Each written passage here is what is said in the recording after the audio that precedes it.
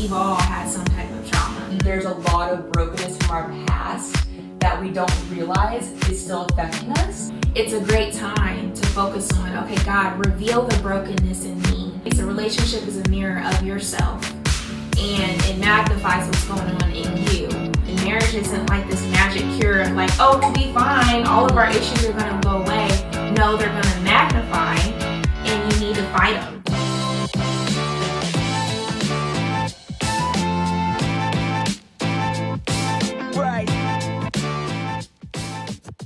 Hi guys, welcome back. I have my friend Audrey here today. We're going to be talking about how a broken past doesn't mean a broken future. So we met at City Church for All Nations. Yes. Home.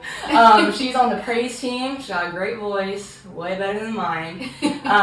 And we met through a small group 2 years ago. Yeah. This was when you were still dating Jarian, and I was like starting my journey with God. So yeah, it was just an awesome story of how we met, and then how we've just been able to stay close since then and just like grow in our relationships together. But I just want to let her take the stage and just tell you guys a little bit about her and her story, and kind of relate it to what we're going to talk about today. Yes, thank you. Thanks for having me. Hey guys.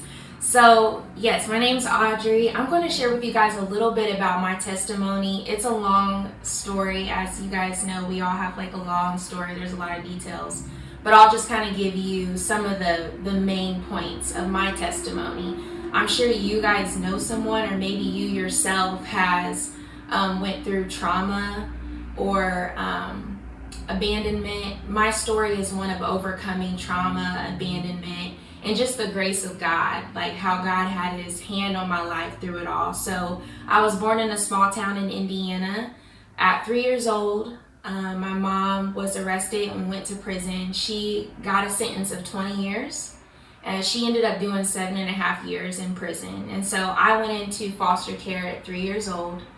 And I was adopted by my family. I'm the oldest of 6 kids that were adopted. So even through my adopted family, there was trauma and challenges within my adopted family. So a lot of my siblings, all of my siblings were on medication for some type of mental health challenges. I was the only one that wasn't on medication. But I kind of took on the role of like the second parent.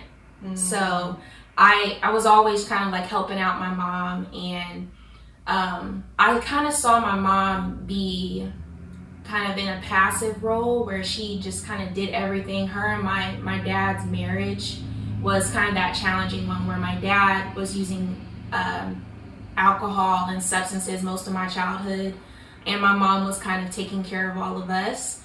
So he did end up getting sober when I was 11 years old.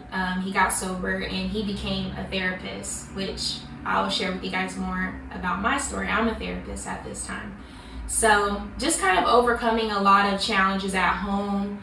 I was molested by my grandmother, my biological grandmother's boyfriend at the time, and he did go to prison. I don't think it was for what he did to me, but it was another case that he did go to prison for. So overcoming sexual abuse, overcoming abandonment, going into foster care. And throughout my life, I was in church. So my biological mom and dad did take us to church, and God he had his hand on my life. Like, I had that connection to him. I don't really know how, as like we went to church, but I don't know why or how that connection just developed, but it developed throughout my life. Even through me running from God, in middle school and high school, I was in a lot of relationships, like just kind of like addicted, I think, to relationships, like getting my self-worth from a relationship, or from a guy. And so in high school, I was in a relationship with a guy that I thought I was going to marry.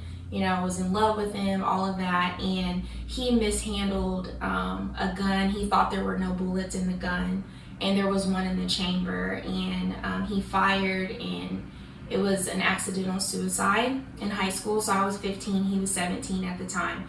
This was probably the second most traumatic thing I think I went through. The first one was my mom being in prison, and having to go visit her in prison throughout my life. And my dad, my biological dad, was not in the picture. He was addicted to alcohol and drugs throughout my life. And then the second one was, losing my boyfriend in high school and kind of going through depression and not wanting to live anymore, but really God, my relationship with God is what kept me alive and gave me hope. And I just felt like if this has happened to me, there's got to be a big purpose for my life. And so just after that, I was still, hanging on to God, but still went through a lot, like was kind of like just in relationships, just kind of not really living a saved life in high school. And then right before college, I had an interaction with a guy at the church, like a pastor at the church, and he gave me a word from God, and he was just telling me things that I'd never told anybody, like things that I'd only thought. And so I knew God was speaking to me, and I was like, you know what? I'm tired of running from God. I'm tired of the conviction I'm just feeling living this life and not living really fully for God. So I was like, I'm gonna live fully for God, and I'm just gonna do it. And so I came into college, and I was like, I'm gonna live for God. And it was hard starting out. I did not have other people who were walking with God. I was in a relationship at the time with a guy that was cheating on me, and I finally just broke up with him and was like, I'm done. I'm saving myself until marriage, purity wise. I was like, I'm not dating a guy that's not Christian, and I'm just gonna go forward. So I still struggled, I would say, my first couple years of college, just trying to live for God. I was kind of falling back into it. I would be celibate, and then I'd fall, with the guy I was talking to, or I just didn't have community. And so I would say my junior year, sophomore, junior year of college is when I got into City Church. I got into a life group, which was One Life. And I got a mentor, Pastor Janice, she went off to school, but she mentored me, discipled me. I've met a bunch of Christian women, and I finally had people who were living for God and saving themselves for marriage. And that's when everything really changed for me, because I was trying to do it by myself, and then I had other people who were doing it with me. And it just changed everything. So that's when I was just like, I'm living for God, I'm walking forward with Christ. And just through that, a lot of healing, a lot of things that we'll talk about, but I graduated with my master's degree in counseling in 2017, and so I'm a therapist, I'm a mental health therapist, and I'm helping other people through the grace of God, help them, heal from their trauma, help them know that they can overcome, anything really with God, and that there's a purpose for their life. So just even though I'm a therapist, not necessarily in a Christian setting, but I get to be a light, and I get to help people heal, and I pray for God to do the work, in them. And so that's where I'm at today. And I'm married. I got married in 2020. Yeah. In the pandemic. So yeah, we'll talk more about that. But yeah, that's my snapshot of my story. Oh, thanks for sharing. Yes. And that's a big reason why I wanted to ask Audrey to come on, because there's a lot of people that have traumas, especially childhood traumas, that they're still dealing with. And there's been a lot of traumas in my life that I didn't even know I was dealing with until recently. And that's just why we kind of want to bring this to attention. And also just, I want to pick your mind, because you're more educated on these topics than I am. And we've gone through different experiences, and you've helped so many other women overcome a lot of barriers. So that's just what we want to talk about today. So we're going to kind of go through just different, I'm going to kind of ask her a couple questions, and this is going to be fun. So you talked about your childhood and a lot of traumas you were dealing with. So what was the brokenness that you were working on in your single season from your childhood? Absolutely. So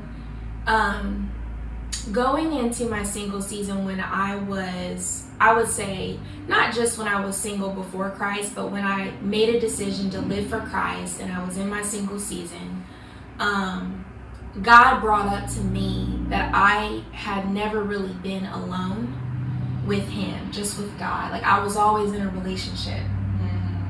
So it was like, how can I put you in a Christ-centered relationship in marriage when you haven't learned how to just be alone with me? That's good. And be content and be happy and be healthy. So God was like, I want you to fast from dating and just keep your eyes on me. I want you to heal. I want you to just work on those things that are inside your heart and in your life. So I fasted for a year from dating completely. And I was just like, in that time, me and God just did so much work. Like, I was able to see, what do I even want in a guy? What do I want in a man of God? I was able to see, just explore hobbies, things that I was interested in, what I wanted in life, what God had called me to do. And I was able to just enjoy the presence of God, enjoy who God was, read his word. I read through the Bible, the entire Bible. There's like a read the Bible in a year thing, and I did that because I'd never read the whole Bible for myself. I just finished mine yesterday. Yes, congratulations! It's so great because it's like we hear all these stories, we go to church, but it's like, God's like, how can you live for me if you don't even really know me and know my word? And know me for yourself. So there was a lot of healing and that brokenness of looking to men for my self-worth. God did a lot of healing in that. Kind of like the traumas from my childhood, like the pain of abandonment, the pain of sexual abuse, the pain of perfectionism, like feeling as the oldest I needed to, be perfect and be successful and succeed. So God did a lot of healing on my self-worth, on my identity, on my contentment in him, and just that foundation with God. Yeah, that's good. So you were talking about how there was a time where you heard from God and he called you to do your fast. So was there when did you realize that you needed healing? Because I feel like a lot of us are just going with the flow, and there's a lot of brokenness from our past that we don't realize is still affecting us. Because like we talked about earlier with trauma, how your brain could subconsciously think that you're back in that situation that you experienced in the past, and without even knowing it can just trigger you. So when did you realize that you needed healing? Was it when you were in a relationship? Was it when God said hey, you need to fast, we need to work on us together? When was there a big turning point of you were wow, or did something happen wow, I still need healed from this? Yeah, that's so good. I feel like it was probably a process of getting into community at church and having a discipler, having a mentor, someone that was investing in me. That's really when I realized it, because I was able to see other people sharing, what they were going through, what they were overcoming, and then my mentor investing in me and being Audrey, when I told her my testimony, she's Audrey, you've been through a lot. And I was I mean, I didn't see it as a big deal, but she was no, this is a big deal. You've been through a lot, and that does take a toll on us. So really, it was through going to church, getting involved in community, and having a mentor to be able to point and say, you've been hurt. There's some spots in your heart, you have been hurt, and God wants to heal that. And being able to look at myself and reflect on me, okay, what did I do, in these relationships? What have I done that God can heal in me? And I actually ended up going to a faith-based recovery group called Celebrate Recovery. And it's not just for addictions like substance use, it's also to heal hurts, habits, and hang-ups.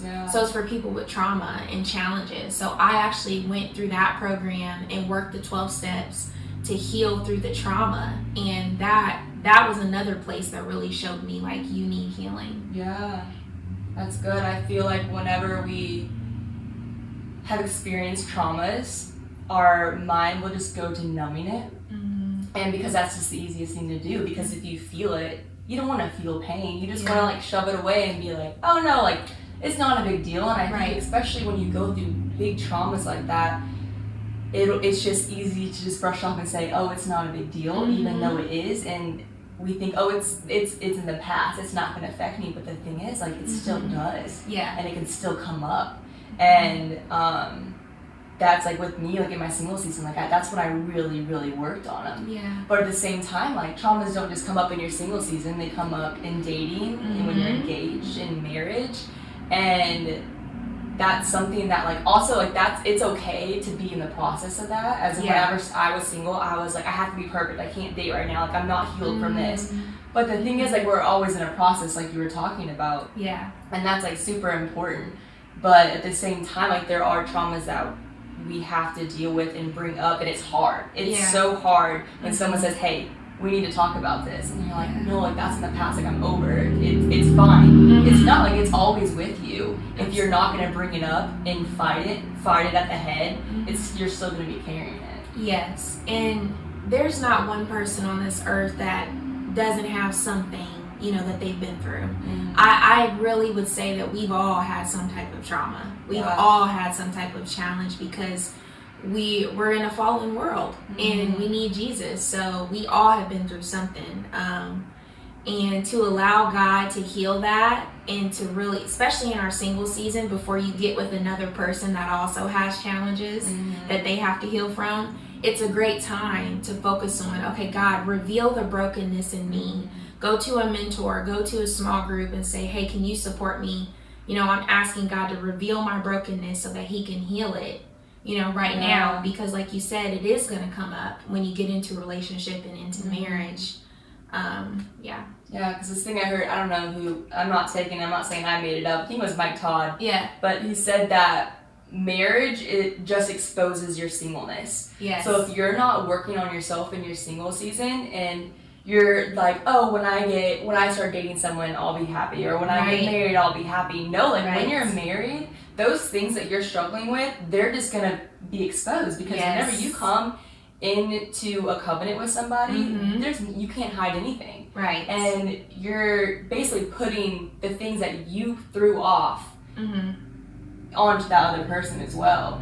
And I mean, it's challenging to want to work through things in your single season, but it's so important for your future and your marriage and your relationships, because like Sean actually used this example, but I'm going to use it for this situation. So if you think about it, like our life is a big house, and there's different rooms in a house, right? So like you walk into the living room, that's your single season, right? So there's different challenges in every single room, and there's different things to explore, and you have challenges in your single season that you need to overcome. So like you'll be sitting in that room, you'll get to a good place, you're like, okay, like I'm good in this room. You open that next door to dating, there's a whole new set of challenges, and sometimes things will come up when you're dating someone that you're like, whoa, I didn't think I needed to work on that, or I didn't know this would trigger it. Like my biggest triggers and traumas have come after I got into a relationship. Yes. And it's scary, but there's going to be constant things that come up that you're going to have to work on when you're married, when you're dating, when you're single. And I kind of want to talk about like those things moving into like the dating aspect. Like what were the triggers that came up when you started dating, and especially with Jeremy and your husband now? Like were there any triggers that came up, or traumas that tried to come in, like the enemy tried to use? Like what were those? Absolutely. I think, like you said, you know, when you get into a relationship, a lot of things, you just don't expect it, but it's magnified. Really, it's a mirror in front of your face. A relationship is a mirror of yourself, and it magnifies what's going on in you. So it was like when I got into my relationship with Jarian and we started dating, we both had, you know, things that were triggering or challenging. For me, in high school, this was a major point. I shared it with you guys. So like losing my boyfriend in high school, and going through that grief. My husband has type 1 diabetes, so he's insulin dependent. It's, you know, it's a life threatening condition that he has to manage every day. So when we first started dating, he would have low blood sugar, and it would scare me. It would trigger me that he was going to die, even though it wasn't equating to him dying. It was just he needed his medicine or he needed to eat. But I was triggered by that. Other things I was triggered by was I didn't want to become my mother and father, even though there were a lot of beautiful things that they did for us and that I'm thankful for. There were things that I didn't want to repeat in my marriage and in my relationship. And so that was a trigger too. If I saw him do something that reminded me of, my dad, or if I did something that reminded me of my mom, I was triggered by that. Yeah. Also being in relationships with people who were unfaithful. We talked about this earlier, like that trust aspect was really, really difficult. Trusting that he'll be faithful, and for me, trusting me that I would be faithful too. He never really put his trust in a woman before, or never really been faithful to a woman before, because of trust issues. So there are a lot of things that came up. And I feel like the things that come up, that those triggers that come up in a relationship are all relational, like with your family, with your friends, with past relationships. Because when you're single, those things, in my personal experience, those things didn't trigger me until I got in a relationship. Like when I got cheated on, and then I got in a relationship with Sean. He's never done anything. I fully 100,000%, he would never cheat on me. Right. But there were things that would trigger me from my past that would tell my brain he's cheating on me. Same with him. He's been cheated on too. So there was like this constant battle of fighting those traumas that try to come up, or those past feelings. And I didn't realize how broken I was from someone cheating on me until I got in a relationship. So there was a lot with that, and then also with marriage, like, because I have a very broken family surrounding marriage, and it got to a point where I was like, marriage is stupid. There's no point in it. My parents have been divorced 5 times combined. And then whenever Sean and I got together, and then we went and we talked to our mentors, Lamadi and Tony, we had a conversation about marriage that night, and I flipped out. I freaked out completely. I didn't talk to Sean for the next day, and I didn't know why. It was a great conversation. But it was like, we're talking about marriage, and that thing in my past hurt me so bad. And now we're talking about it, even though like Sean, there's no red flags surrounding Sean in marriage or our relationship, but just that past triggered me, and I didn't even realize it. Right. So it's crazy how our past can come up, and the enemy can try and use that in your relationship as well. Yes. And there were several things I would say I did while I was single, that I'm really glad I did, to work on my brokenness before I started dating and got engaged and even married. Like, I read books on just different things for my own healing. There's a book I would recommend. It's called Lady in Waiting. It's by Deborah Tooney, and I can't remember, it's somebody else, but if you look it up on Amazon or somewhere, Lady in Waiting, it's so good. It talks about the different like aspects of things that God wants to work on in us, like lady of purity, lady of reckless abandonment when it comes to like being a woman of faith, a lady of faith, lady of prayer. So it's like all these different aspects that God wants to develop in us as a woman of God, as a future wife. So I read that. I read a book about boundaries. I was never taught boundaries growing up, but boundaries are so important in friendships, in a relationship, in any area. It's so healthy to have boundaries. And so I read about that, so it's like I read these different books. I made sure I was connected to Christ and reading his word, and staying solid in him, and then staying solid in community, serving, and growing, and allowing God to expose those things in me. And I'm so glad I did that. I didn't do that ever before, and it showed. But like doing that and then getting into a relationship, it really helped me to love Jarian, through the eyes of Christ, and like in marriage too. Yeah, that's good. Oh, I love that. Yeah, boundaries are super important. I didn't know about it until like a couple of years ago, and I was like, what? Boundaries. Like, I didn't even, and then at first I was like, oh, it's just for like dating and like relationship, and then you're like, no, like this is for every relationship in your life. Like, your parents, your friends. Yes. Like, and then also dating. Like, without me and Sean's boundaries, ooh, I'm glad we got those. Yeah. We need those. Like, it is not just like physical boundaries, but also emotional, like communication boundaries. All these different boundaries surrounding that, and a lot of people will talk about boundaries. Will think about physical and like boundaries surrounding sex, but then also there's a whole nother set of boundaries on top of that are so important in a relationship. Having healthy communication, you know, fighting fair when you have a disagreement. How do you disagree? You know, in the past I was shut down. I wouldn't talk. Or, you know, I had partners in the past, guys that were abusive or would yell, you know, and just kind of like arguments that were just not healthy. But learning how to have an argument with your, you know, significant other or friends or anything that's healthy is so vital. You know, being able to process, talk about it, communicate. So I think those things are so important in your singleness and in dating, you know, to prepare for marriage. So you're married and I'm in the dating process, hopefully engaged soon. Not too soon, but like soon. But we both experienced a lot, and you more than me right now because you're married. So like we're just kind of going to expose ourselves here.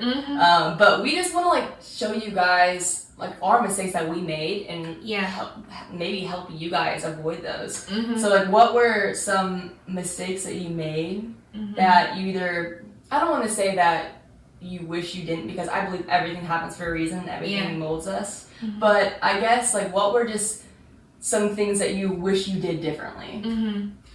For me, I think just kind of going into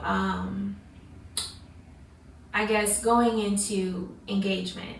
So engagement is a very challenging time. It's a beautiful time, but it's also very challenging. So for me and Jarian, we didn't kiss until marriage. Like that was our goal, like to save ourselves and be pure. We did well in our dating stages, and that's because we had boundaries. We had to have boundaries. Like that was Jarian's first time, my husband's first time being pure in a relationship, and for me, it was my first time being being together, being in a relationship pure. I dated, I was pure for 7 years before, or maybe 5 years before Jarian. And so it was like going into engagement, we thought we got this, you know, we've been pure, we're gonna be good. But when you get into that next season and you're so close to marriage, your brain, you know, starts to go to, oh, we're almost there. So we're basically married. Yeah, and you think you won't do that, but it gets really difficult. So for me, I wish I would have went into engagement knowing that like this is a season of almost like a fighting season, a season of like protect yourself, and I wish I would have had greater accountability from the beginning and not give ourselves too much leeway, because we started to kind of let our guard down and you know, just cross a little bit of the boundary and want to cross a little bit more.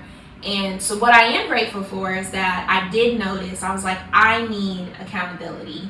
And so in our engagement season, I reached out to a friend of mine and I said, I need you to check on me every day. Like I need you to text me. I need to tell you if we're struggling. I need to tell you if I messed up, and I need you to encourage me to keep going and to wait. And we were able to save ourselves until marriage, and I'm so grateful for that. So I would say like just making sure having accountability in every season when it comes to purity. Another thing I wish I would have like kind of really remembered or like kind of put in the forefront is that the challenges that you have before marriage, you will still have those in marriage. Like you're gonna have to still work on it. So just knowing that like it's a process. The things that Jarian was dealing with, the things that I'm dealing with, a lot of them we did work through, but there are still things that we are working through in marriage. And marriage isn't like this magic cure of like, oh, we'll be fine, all of our issues are gonna go away. No, they're gonna magnify. And you need to fight them. Like you were fighting them, you know, kind of alone before in singleness, and now that you're married, you're fighting those together. And so like just knowing that like do the work before your marriage, and then just know that you're still gonna have to do the work when you're married. Yeah, and not like expecting someone to be all together when you start dating, when you get married, because we all have the baggage with us. We all carry our past into a relationship with us, into a marriage, and no matter what you do, you're never going to get rid of your past completely. And that's the thing, like, you have to be open and vulnerable, and you have to talk and communicate with your partner, because that's the best way to fight off the enemy trying to come up and use that against your marriage. Right. But was there anything you wish you did differently, or things that you're learning in your dating season? So whenever I became single, like right after my last relationship, when I devoted my life to Christ and I was like running for God, but I was right at the beginning of my single season, I wasn't fully hooked on that, and I wasn't fully running, so I was running everywhere else to fill my voids and running everywhere else to fill that time and fill that loneliness. And I know I did it, and I know some of my friends have done it, and it's so easy to do that, because whenever we feel like something broke inside of us, our first thing is to run and mask it. And not sit in it. And sitting in it is important. Like, I didn't take time to sit in it. The 2 days after it happened, or 1 day after it happened, I left Bloomington and I went on a little trip. And then I stayed away for a little bit, and I was just trying to mask the pain and not have to sit in it and like feel it. But that's so important, like being able to feel that, because if you don't ever feel it, you're not going to ever be able to deal with it, and then you're just going to keep carrying it on. So that's something that I wish I did differently. I wish I allowed myself to feel that pain and not numb it like I've done so many other things, because when you numb things, it'll add up, and it'll just bottle up inside of you. And then for me, my therapist got it all out of me, and I was like depressed for 2 weeks. She did the EMDR. I called her, I said, am I supposed to be depressed right now? She's like, no, but like we brought up a lot of things that you shoved down. So you're going to be feeling it. And I was like, I don't want to feel this anymore. But it was healthy. I needed to do that. So I recommend not bottling things up and not trying to like mask your pain, because everyone has emotions, and feeling all your emotions is so important. Even like, and most importantly, sad emotions. Because those things can bottle up. But then also celebrating the times when, like, those happy emotions as well, but not masking those sad moments with the happy moments.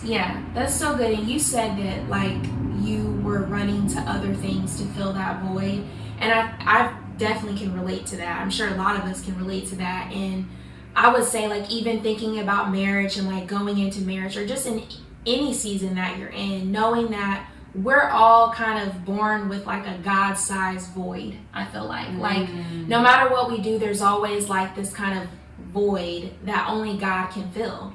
So realizing, like, whenever we're feeling like we're missing something, thinking about, have I spent time with God? Like, how much did I allow God to fill that? Because even in marriage, you're still gonna have that void. You know, your husband, your wife, they're not going to feel that fully for you. Like, only God can. And so, because in every season you're gonna think, oh, that's gonna make me happy, that's gonna make me happy, but we're always seeking more, we're always having that void, and we've got to allow God to be the one to fill that actively. We have to actively let God fill that in every season. Because if you're not content in the season you're in, you're talking about how you're gonna. So if you're single, you're like, oh, when I date someone, I'm going to be happy. Oh, when I get married, I'm going to be happy. Oh, when I have kids, I'm going to be happy. You're going to end up with 10 kids. And then after you say, oh, I'm still not content, you might be going outside of your marriage to fill that void or fill that happiness. So that's why it's so important to start in your single season. Because if you keep holding on to things, it's going to trickle and trickle and trickle and trickle all the way to your marriage. And beyond. And we get the chance, like, talking about breaking generational curses, that our brokenness, our broken past does not have to define our future or our present. We get to break that generational curse of avoiding our feelings, of being discontent and always trying to run to other things to fill that, of masking our pain with addiction or with a relationship or something that doesn't please God. We get to go to God and say, no, I'm going to break this generational curse. I'm going to allow God to fill my heart and to fill me with peace and contentment and to be everything I need, because only He can be that. Yeah. And we can cut those things off and not let that define us. For me, I would say, like, at this point in my life, I am still in process. I'm still in process, my husband's still in process, but we have broken so many generational curses already.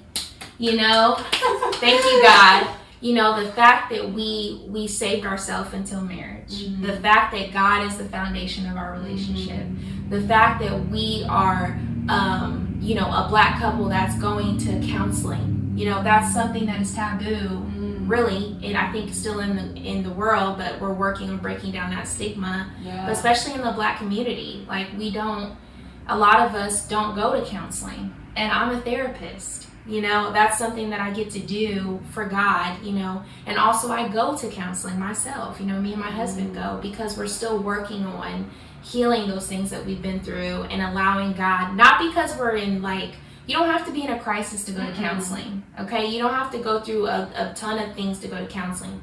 Counseling can make you, just help you to better your life. There's always something to learn, always something that God can do in your life. So we've already broken so many generational curses, and I'm believing even now for God to break more, that God is going to free my husband from some struggles he still has, free me from some struggles I still have.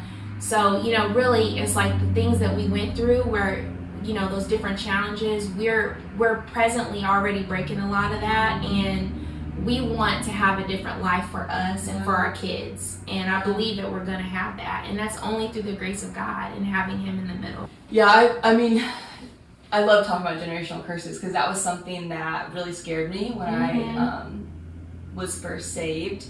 And I was like, these are a thing? And then it just made me discover all these things that were going from my family to me. Like, I was raised in an abusive household, and then I got into an abusive relationship without even thinking about it. We were mirror images of my stepdad and my mom. Right. And I didn't even realize it until I came back to Christ and He revealed all that to me. And I was like, wow, I really got to work on this, because that's how the enemy works. Like, you don't even realize things, and there's so many things that are in your family. Like, it could be anger, it can be addiction, sexual assault, it could be sexual addictions, even poverty, like growing up with lack, poverty, mental health challenges, broken marriages, relationships. And like seeing that, but then every single person has generational curses within their family. Every single person. And if we don't identify those, then we're not stopping that. And like every single time my boyfriend and I pray over our relationship and pray over our family, our goal with the prayer is that our kids won't have to struggle with the things that we struggle with. And our kids won't have to go through things that have been going on in our family, because there's been no one in our family that sat down and be like, I'm breaking this curse. That's why it's just kept on going. But like that's why I'm so proud of us that we're sitting down and we're like, we're working on this. This is not going to be in our family. This is not okay. And we are never going to stand for this. This is not how our kids are going to be raised or how they're going to live, and they're going to have a different life. And it's so amazing to just see other relationships break off that generational curse, like hearing your story and how like you are not like your parents, and this was something that you and Jarian strived for, and how you are going to give your kids an amazing life. And it's just, that's just so important, like knowing what runs in your family, knowing, being aware of those things, and knowing the enemy will and can use those against you. And knowing too that when you meet your person, like we talked about earlier, you may not be fully healed yet. You may still be in process, and even throughout your dating, even throughout your marriage, you may still be in process, and that's okay. Like, you can get there, you know, through God. So it's like I said, we've already broken so many generational curses, but we are believing for more to be broken off. You know, we're still in process. So just know that you don't have to, you know, get yourself together before you come to God. Like, you know, somebody said, I love it. You come to God for Him to heal you and to get you together. You can't do it without God. You can't do it without community and other people. So I feel like that's just so huge. Yeah, our dirtiness doesn't make God dirty. Right. He makes our dirty clean. Yes. So, yes. And I think too, just knowing that you can forgive the people that have hurt you. You know? That's a hard one. And it's a hard one. It's a hard one. And that may be through therapy. That may be through prayer and fasting. That may be through going through a 12-step program like Celebrate Recovery. But you can forgive. And I love what somebody said. Forgiveness does not always mean restoration. So we can forgive people, but that relationship may not be restored. You may not give them, you know, hey, I gave you the keys to my car, you wrecked it. I forgive you, but I may not give you the keys to my car again. That's just wisdom. So just knowing that God can help you to forgive the people who've hurt you in your past and heal you from that trauma, give forgiveness. God can help you to be grateful for the things that you did gain throughout your life, even the challenges. Like, I am grateful for everything I've been through. Yes, there's some things I wish I didn't go through, but I've seen how God has done so much through those things. My mom going to prison was the best thing that could have probably ever happened for her and for me, because she got her bachelor's degree in prison. She got out and got her master's degree. That's awesome. And she has a business. She's helped people, struggling teens that came from, you know, a bad neighborhood. She's helped other people to overcome what she went through. And I was able to be, you know, have the opportunities I had through going into, even though I had challenges going into the family I was raised in, I also had a lot of opportunities and a lot of blessings. And I also was able to know who God was and be raised in church. So God can help you to forgive, He can help you to appreciate, and He can help you to choose what you want for your life and for your family going forward. I love that. Thank you. Yes. Yeah, absolutely. This was a good time. Thanks for having me. Yeah, I love having people come on because just love hearing, like, picking other people's brains. Yes. And especially like in our community. There's so many people I want to have on here. Yes. I just haven't gotten around to it, but you're the one you're like, hey, let's do this. And I was like, we gotta do it. Yes, but absolutely. Thanks for coming on. Yes. But if you guys have any questions for Audrey, drop it in the comment section below. And she can get those answered for you. Yeah, feel free to go binge watch. Me and my husband have a YouTube. YouTube they got a page. YouTube too. It's Audrey and Jarian. So go check that out. Audrey, Audrey, and Jarian, Jerian. So you guys go check that out, and then you can follow me on Instagram. Everything_beard, I think is what it is. Yeah. So if you guys have questions, just let me know. Yeah. Hey. All right. Bye, guys.